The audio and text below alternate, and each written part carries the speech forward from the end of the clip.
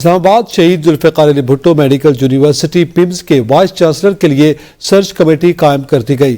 Vice chancellor کے لیے 5 رکنی کمیٹی قائم۔ وفاقی وزیر صحت کمیٹی کے سربراہ نوٹیفیکیشن جاری کر دیا گیا۔ وفاقی وزیر تعلیم اور سیکریٹری صحت بھی ممبرز میں شامل ہیں۔ اس حوالے سے مزید جانیں گے ندیم چودھری سے۔ جی ندیم، بتائیے گا۔ جی بالکل، شہید ذوالفقار علی بھٹو میڈیکل یونیورسٹی پیمز کے وائس چانسلر کے لیے سرچ کمیٹی قائم کر دی گئی۔ اس کا نوٹیفیکیشن جاری ہو چکا ہے، جس کے سربراہ وفاقی وزیر صحت ہوں گے۔ وفاقی وزیر تعلیم، سیکرٹری صحت، پبلک ہیلتھ اسپیشلسٹ ڈاکٹر وقار اور خیبر میڈیکل یونیورسٹی کے وائس چانسلر بھی اس کے ممبر ہوں گے۔ کمیٹی وائس چانسلر کے 3 رکنی پینل وفاقی کابینہ کے لیے تجویز کرے گی۔ اس سے قبل ڈاکٹر تنویر خالق وائس چانسلر کے عہدے سے سبکدوش ہو چکے ہیں۔